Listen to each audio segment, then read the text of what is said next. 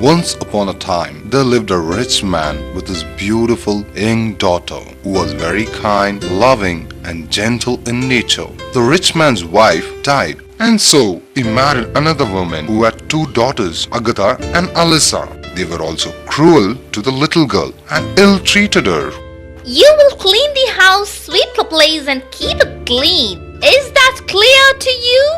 The poor little girl had to do all the hard work from morning till night. As she always looked dusty and dirty, they named her Cinderella. Just see how pretty our well-dressed girl is now. One day, the king sent invitations to everyone in the kingdom to a wonderful ball at the palace. Every girl was invited to meet the prince. He was to dance with all the young girls, and then it was hoped he would choose a bride for himself.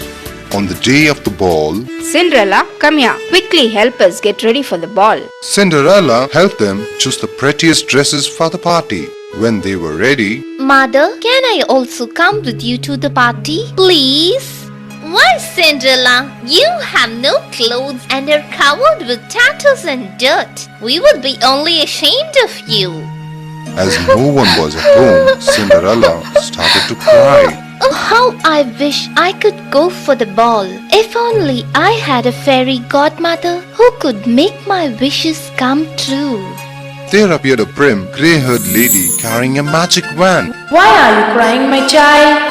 Who are you? I am your fairy godmother. I want to go to the king's party, but my stepmother would not allow me. I will help you to go. She magically made a chariot from the pumpkin in the garden. She turned the white mice as the horsemen and dressed Cinderella in gold and silver dress and slippers embroidered with silk and silver. Before leaving, My dear, you should come back before midnight. When the clock strikes 12, the magic will wear away and you will be transformed back into your old clothes. I will be back before midnight. in the ball, the prince was not happy with the girls present there until he saw Cinderella. He took her by the hand and danced the whole night. Cinderella danced happily with the prince and they fell in love, and they didn't realize time passed by. Suddenly, the clock struck 12. And Cinderella was shocked to see the time. She fled away from the prince and ran away from the palace, leaving behind one of her glass slipper. The prince became very sad. Next day, he set out with his soldiers, searching for the princess. He visited every house in the kingdom that had young maidens, but it did not fit any girl. At last, they came to Cinderella's house. Here, let me try. Oh, it's so small. No, it's not fitting. Let the other maiden try. Oh, come on, keep trying. Oh, it's too big for me. Try to push your legs in. Is there anyone else in your home? Oh no, we don't have anyone else. Cinderella was there, peeping through the curtains. I would like to try, if I may. Cinderella wore the glass slipper, and her slender foot slid into it easily, and it fitted her perfectly. She took out the other glass slipper from her pocket and wore it. The prince also recognized Cinderella. I feared I would never find you. Will you marry me? Cinderella accepted at once. A grand wedding took place in the palace. The young couple lived happily ever after. Once upon a time, there lived a couple. They did not have any child and longed to have one. Next to them was a beautiful garden. In that garden lived a wicked witch. One day, knelt as a sign she would have a baby. The same day, she saw some Rapunzel lettuce growing in the witch's garden. It looked so green and fresh. John, I must have some of that lettuce. John loved his wife very much. He did not want to disappoint her, so he risked picking some of the lettuce for her. But when he had plucked the flower, he saw the witch standing before him. How dare you steal my Rapunzel? You will pay dearly for this. John explained about his wife's hunger for the lettuce. He also told her that they were going to have a baby soon. Please have mercy on me. very well. Take all the lettuce you like, but when the baby is born, it will be mine. John was so scared that he agreed. Nell ate Rapunzel lettuce daily. After some days, a beautiful little girl was born. The next day, Helga came to claim the child as her own. The child belongs to me. Ha ha ha. True to his word, John sadly let the witch take the child away. The old witch named her Rapunzel. Rapunzel grew into the most beautiful child. When she was 12 years old, Helga shut her in a tower that lay in a forest and had neither stairs nor door, but quite at the top was a little window. Whenever Helga wanted to go in, she would call, Rapunzel, Rapunzel, let down your hair. Now Rapunzel had magnificent long hair, fine as spun gold, and when she heard the voice of the witch, she let her hair fall down, and Helga caught up the strands and climbed the side of the tower. She stayed with Rapunzel only a short time, bringing food and water. After Rapunzel had been in the tower for a long time, handsome prince came riding through the forest. Suddenly, he heard a beautiful voice singing from the tower.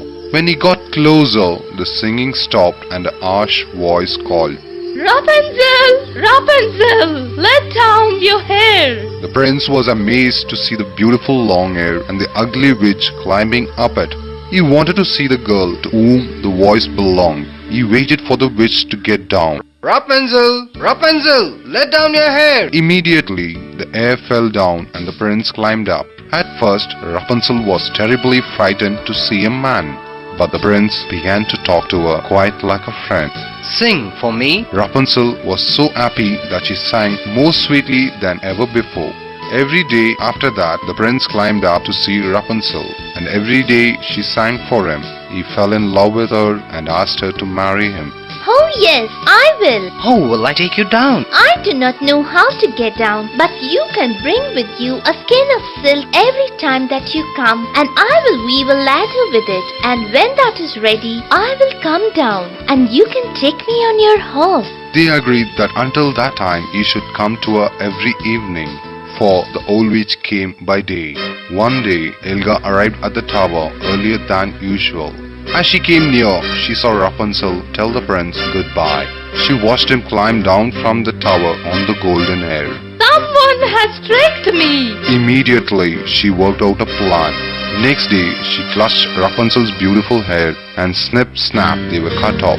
Next day evening, when the prince came and cried, Rapunzel, Rapunzel, let down your hair. the hair was let down, but when the prince came up, instead of finding his dearest Rapunzel, he found the witch. Aha! There you are! You will never see Rapunzel again in your life. I am going to kill you, my dear. Helga started laughing loudly, but the prince was very brave. He took out his sword, and before the witch could realize, he killed her. The prince and Rapunzel came down the tower through the same braids of hair hooked on the window. Soon after, the prince and Rapunzel were married in a splendid ceremony. They took Rapunzel's parents with them to live in the king's castle far away, and they all lived happily thereafter. Long ago, a noble king ruled a distant land. They were very happy when their baby daughter was born. They named the little girl Rosamond. We will have a grand celebration in our kingdom. We will invite everyone in the kingdom. Now there were 13 fairies all together in the land, but the king invited only 12 fairies. They forgot about the 13th. On the day of the feast, all the fairies gathered around and each made a magic wish. The princess shall be beautiful. She shall be loving and kind. And so they went on. Just as the 12th fairy was about to make a wish, in came the 13th fairy. You have insulted me, so you should suffer. Here is my gift for your beautiful child. When the princess turns 16 years old, she will prick her finger on a spindle and she will die. Whole kingdom became sad. Oh, my poor baby. I cannot change all of the wicked fairies' powerful magic. The princess will prick her finger, but she will not die. She will fall asleep until a prince with true love will find her. The king and the queen thanked the fairy for her kindness. Gods, there should be no needle or spinning wheel in this kingdom. So every spinning wheel and spindle in the land was burned. Years passed by and Rosamond grew up to be a wonderful girl. Just as the fairies had promised, she was very beautiful, gentle and clever. On her 16th birthday, Rosamond was exploring the castle when she came to a little room at the top of a tall tower. And in that room was an old woman sitting by a spinning wheel. What are you doing? I am spinning, my child. Would you like to try? I have never seen such a thing before. Please let me try. As soon as she touched the spindle, the sharp point pricked her finger and she fell asleep. The old woman was actually the wicked fairy, Modra. An edge of wild roses grew up around the castle. 100 years passed by. One day, Prince Evan from the neighboring land, he wanted to see what was there in the tower, so he lifted his sword to cut away the edge. But as soon as the sword touched the branch, a path opened up in front of him. He entered the castle and found that people were sleeping.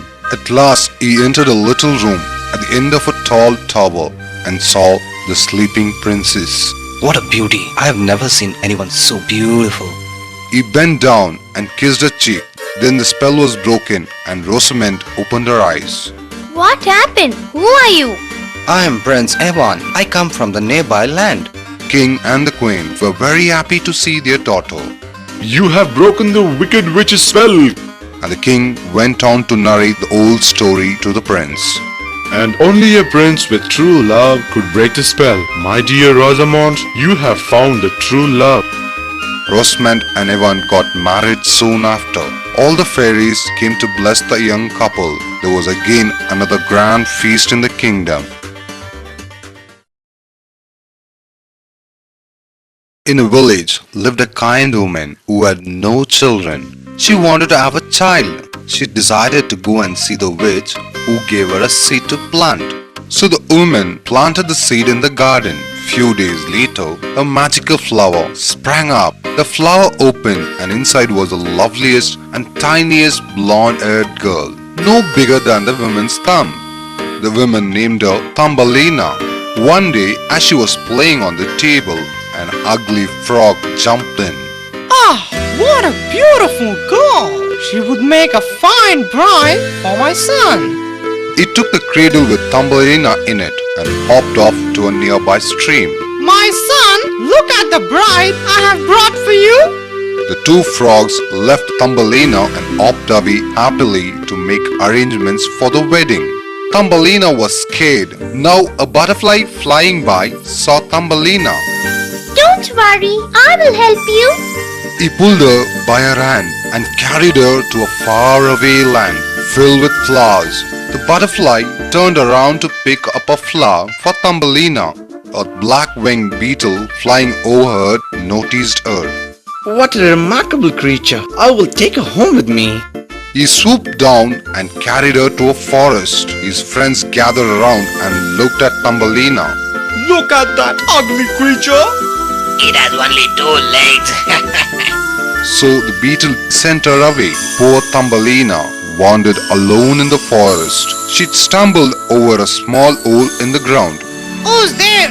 An old field mouse came out. Dear, come inside before you catch cold. The mouse became very friendly with Thumbelina and offered her house to stay. You must keep my house clean and tell stories at tea time for me and my neighbor, Mr. Mole. At that instant, Mr. Mole came in. He took a great liking towards Thumbelina. One morning, Come on, let's take a walk by the new tunnel. Mr. Mole took the mouse and Thumbelina down the tunnel passage. On the way, they laid a swallow frozen. Oh, my poor bird. Leave him. He's anyway going to die. But Thumbelina came back to the bird, covered him with a green blanket. I will take care of you till you become strong enough to fly. Every day, Thumbelina took some wheat grain and water to the swallow and fed him. Meanwhile, Mr. Mole expressed his wish to marry Thumbelina. Oh, Thumbelina, I'm so happy for you. Thumbelina refused to marry the mole, but the mouse insisted that she must. Let me see my swallow for the last time. She ran out to see a friend, but the swallow wasn't lying there anymore. It was already flying. Thumbelina, Thumbelina, sit on my back and I will take you away. Thumbelina joyfully climbed on his back and he flew to a magical land of flowers. Thumbelina looked around and noticed a young handsome man nearby. Their eyes met and they fell in love instantly. I am the king of daisies. Will you be my queen? The king's subjects flew to Thumbelina and presented her with a pair of wings that fitted her perfectly. The couple then got married.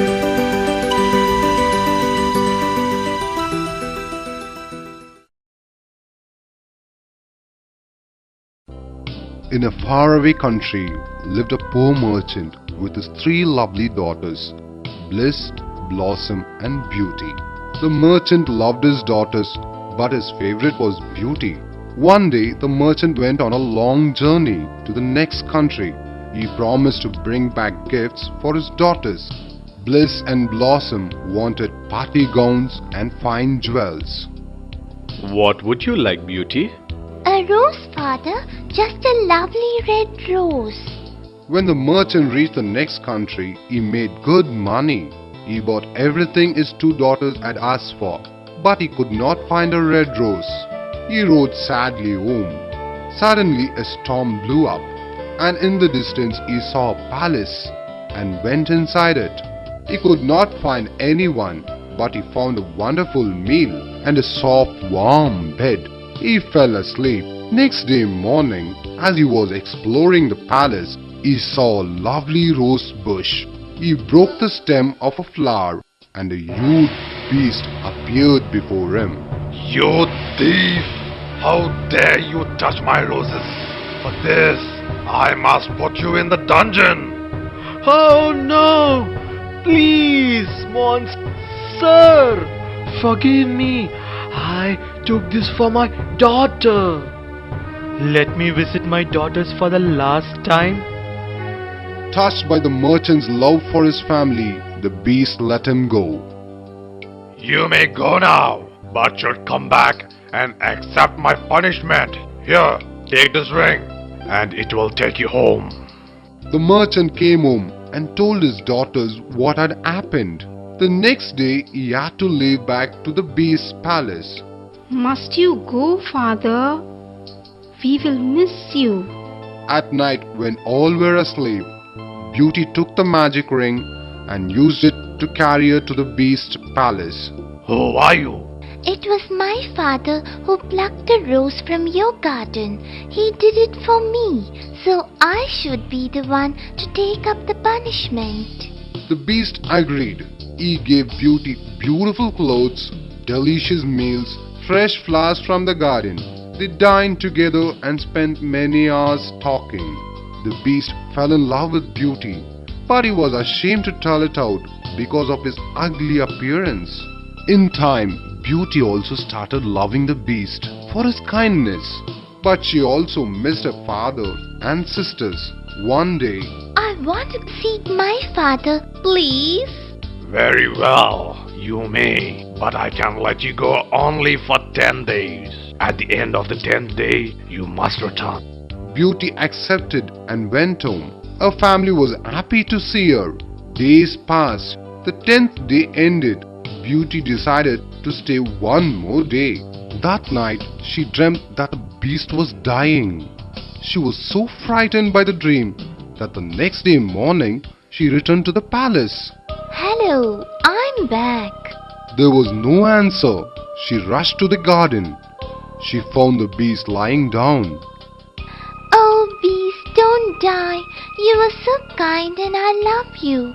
You may be ugly, but I can see goodness in that also. With these words, the beast changed to a handsome prince. Oh, I'm Prince Michael. An old fairy turned me into a beast, for I was often cruel to animals that looked ugly. The spell could be broken only when someone loved me in spite of my ugly appearance. And you, Beauty, you did love this beast. Michael and Beauty were married at once. Beauty's father and sisters came to live with them, and they all lived happily thereafter. Long, long ago, there lived a king who had a daughter called Jade. She was so beautiful that the sun itself was astonished whenever it shone in her face. The king loved Jade so much that he never let her play with anyone else. So the poor child had no friends, and when she was bored, she took a golden ball and played with it. This ball was her favorite plaything. One day, Jade's golden ball rolled straight into the well. At this, she began to cry. Suddenly, she heard a voice. Why are you crying, little princess? She looked round to the side from where the voice came and saw a frog stretching forth its big ugly head. You can't help me. You are an ugly frog. Do not weep. I can help you. Please tell me. My golden ball fell into the well, and the well is so deep. Okay. What will you give me if I bring your golden ball up again? Whatever you will have, my clothes, my pearls and jewels, and even the golden crown which I am wearing. I do not care for your clothes, your pearls and jewels. But if you allow me to eat from your plate and sleep in your bed, I would bring the ball for you. She thought, how can this ugly frog be anyone's friend? Oh yes, I promise you all you wish. The frog jumped into the well and came up again with the ball in his mouth and threw it on the grass. Jade was delighted to see a pretty ball once more. She picked it up and ran away with it, forgetting all about the frog. Wait, princess! The next day, just as the royal family sat down to dinner, there was a knock at the door. Jade went to answer it, and to her amazement, she saw the ugly frog sitting there. Good day, princess! Jade was so frightened to see the frog that she slammed the door and went back to the table. Who was that, my child? It is an ugly frog. What does the frog want from you? Jade narrated the old story to her parents. If you gave your word, you must keep it. Allow your frog friend to come in. So Jade went to the door and let the frog in. Tap, tap, splash, splash came in the frog, and with a lid sat beside Jade at the table. He ate from a plate and drank from a cup. I'm tired now. Princess, take me to your bed. So she picked up the frog and took it to her bedroom. She put him on the corner of her bed and went to sleep, but she could not sleep a wink. So a frog friend sang for her. The voice was so nice and gentle that she slept peacefully. At dawn, the frog waved goodbye and went into the forest. That's the end of him. Next day, the frog came at dinner time, ate from a plate, drank from a cup, and went to bed. Before sleeping, he sang for the princess. I wonder if he is going to make his home here.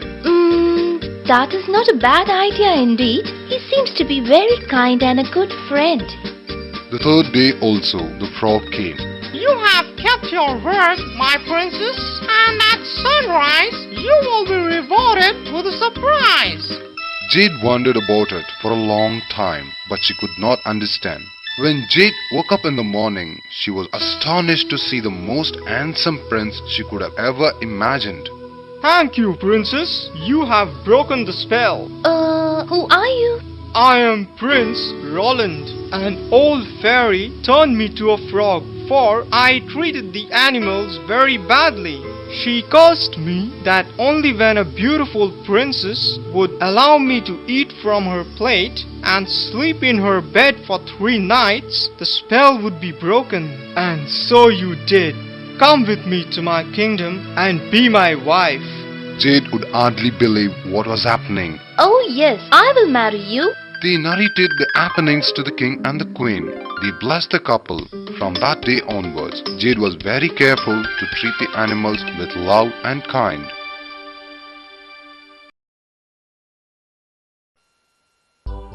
In the darkest, deepest part of the ocean lived an old sea king with his mermaid daughter, Melody.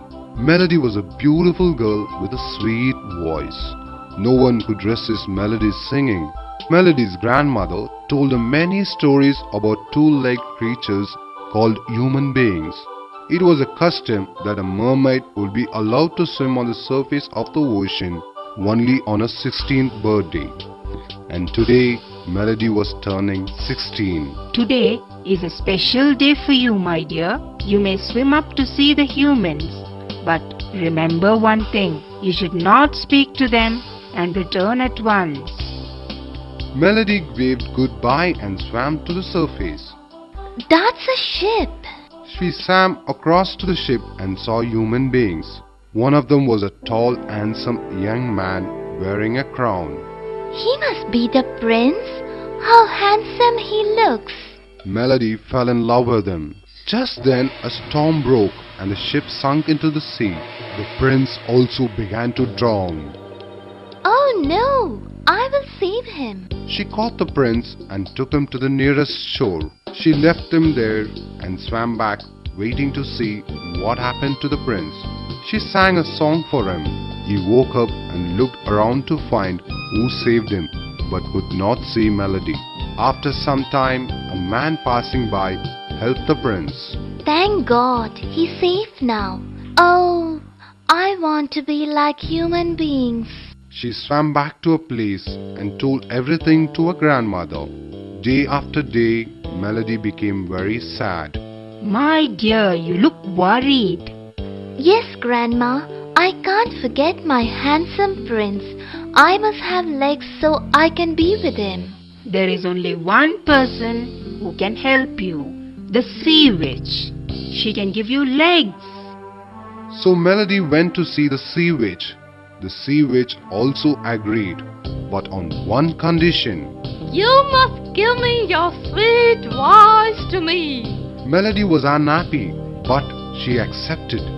Take this cup and drink. Melody drank it and fell asleep. When she woke up, she was sitting on the seashore. She had 2 legs. At the same time, the prince came shouting on the shore.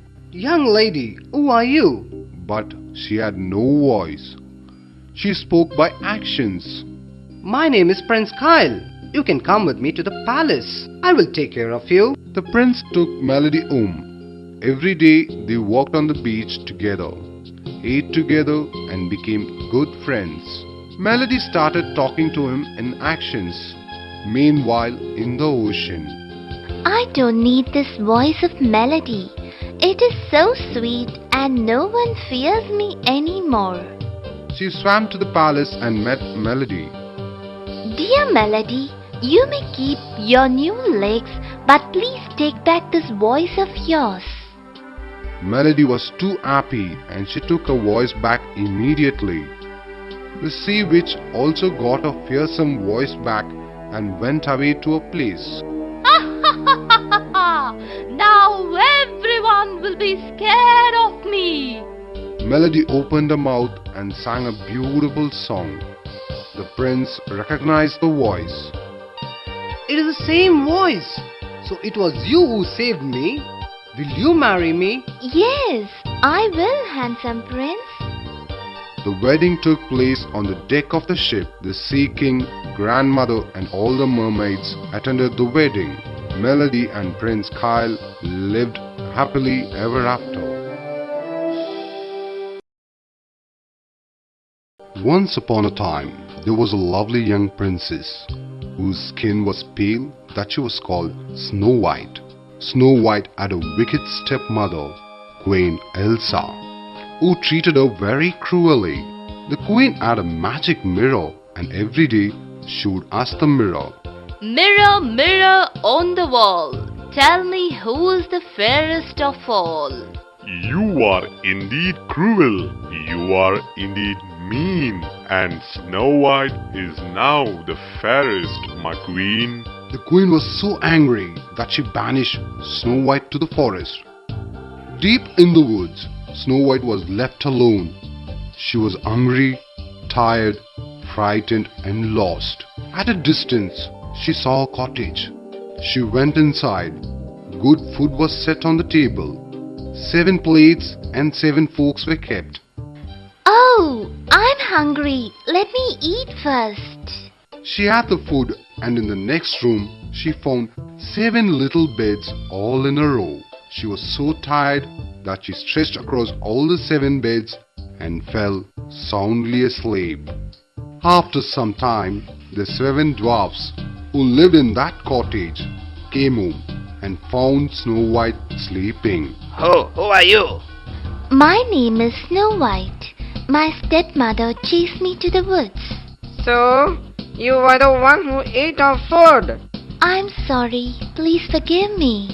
The dwarfs saw that Snow White was kind and good, and they decided to help her.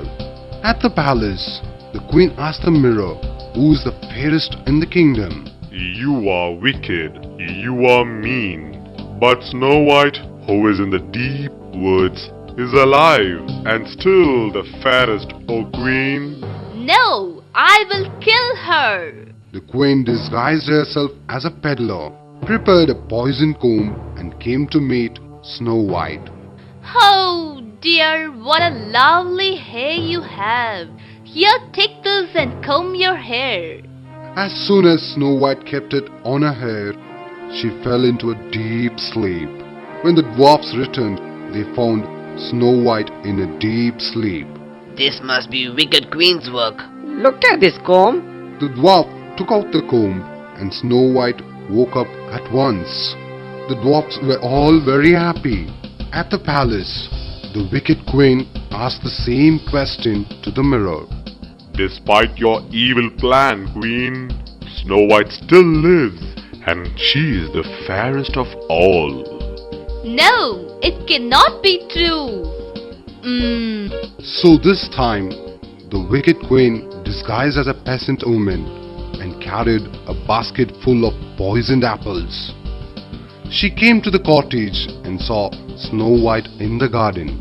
Here, dear, you look very tired. Eat these delicious apples. Thank you. I'm quite hungry. Snow White took a small bite. Immediately she fell down to the ground. Now that the queen was sure Snow White was dead, she left happily. The dwarfs returned home in the evening. Look, Snow White, get up. She's dead. The dwarfs started crying. They laid her on a soft bed. After some time, a young prince was riding through the forest. He saw Snow White and the seven dwarfs crying. He went nearer. Beautiful. The prince fell in love with her. Who is this beautiful lady? The dwarfs narrated the whole story to the prince. The prince then bent down and kissed her cheek. As he did so, Snow White got up and started to cough, and a piece of apple fell down from her mouth. What happened to me? You were dead. Now you are alive. Snow White was astonished. Will you marry me, beautiful Snow White? I will. The dwarfs danced and rejoiced. The prince took Snow White and the dwarfs with him to his palace. The wicked queen asked the magic mirror the same question once again. O Queen, you are beautiful, but Snow White the princess will always be the fairest. No! The queen broke the magic mirror in anger and locked herself in the room till she died. Long ago, there lived a poor old craftsman named Geppetto, who lived all alone. Geppetto was a very nice man, and he spent his life making toys for children. How I wish I had a child of my own. So he made a doll from a piece of fresh, soft pine. A blue-winged fairy wanted to reward Geppetto for his good heart. She waved a magic wand and the little puppet came alive. Wow, you are the finest puppet I have ever made. I will call you Pinocchio. After a few days, Geppetto felt that Pinocchio should go to school. So he sold his only coat and bought Pinocchio a school book. To be like a real boy, you must go to school. Now, be on your way. Goodbye, father. On his way, Pinocchio met a sly fox. My friend, real boys don't want school. They want to sail across to Runaway Island, where they can have fun and play all day. Maybe I could sell a ticket for you. But I do not have money with me. You can give me your school book. Pinocchio sold his book happily. He was going to be a real boy and have fun. Suddenly, the blue-winged fairy appeared. Pinocchio, why aren't you going to school? I am on my way to school. And with that big lie, Pinocchio's nose began to grow longer and longer. Pinocchio began to cry. You said a lie, Pinocchio. Whenever you tell a lie, your nose will become big. I am sorry. I promised to be a good boy and go straight to school. The fairy forgave him. With a sweep of a wand, she got back the old nose, and before leaving, she warned him. Remember one thing, my boy. Runaway Island is not a safe place for children. If you go there, you would become a donkey. But Pinocchio was not ready to listen to her words. Without thinking about his father or the fairy, he went to the runaway island. At first, it was a wonderful place to live in. There were games everywhere, sweets, and no one to stop Pinocchio from what he was doing. After a day of fun, he was too tired and he stopped by a lake to rest. He dipped his hand into the water for a drink. He saw his reflection. Oh, that's not me. What has happened to my ears and nose? How did I get this tail? He had grown long ears, long nose, and a tail like a donkey. Help! Somebody help me! Once again, the blue-winged fairy appeared. Foolish puppet! Did I not tell you that Runaway Island is not a safe place? Now go find your poor father who weeps for you. With a wave of a wand, the fairy made the donkey ears, long nose, and tail to disappear. She sent him down to the seashore where Pinocchio saw Geppetto drowning. Father, I'm here! Thinking only of his father, Pinocchio jumped into the water and saved his father. Pinocchio, now do you realize that being a real person means loving and caring for others? Your true love for your father has rewarded you. Yes, Pinocchio was not anymore a puppet made of soft pine, but of flesh, blood and bone. At last, my wish has come true. Pinocchio lived with his father happily thereafter. By a thick forest lived a poor woodcutter with his two children. The boy was called Hansel and the girl Gretel. They were so poor that they had nothing to eat. So the children's stepmother decided to leave them in the forest that night. Tomorrow we will leave your children in the forest. We can at least have food for us. I cannot do that. If you don't, all of us will die soon. The children heard what the parents were talking. So Hansel worked out a plan. He went outside and brought in some white pebbles in his hand. When day dawned, the father took them to the forest. Hansel took out pebbles from his pocket and started throwing it down. Children, stay here. I will cut some wood. I will come back and take you. Hansel and Gretel fell fast asleep. At last, when they woke up, it was already dark, and when the full moon had risen, Hansel took his little sister and followed the pebbles, which shone like newly coined silver pieces, and showed them the way. They walked the whole night long and came to their house. The father was so happy to see his children come back, though the stepmother was not. After a few days, This time, take them into deep forest and they will never find the way back.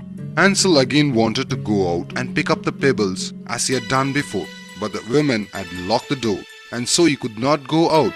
Next day, they all set out to the forest.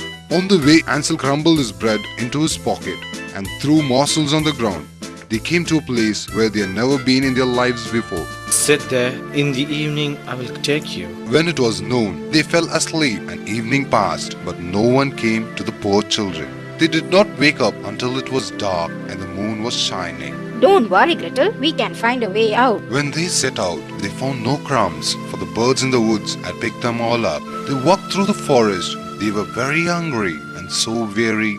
Suddenly, they got a delicious baking smell.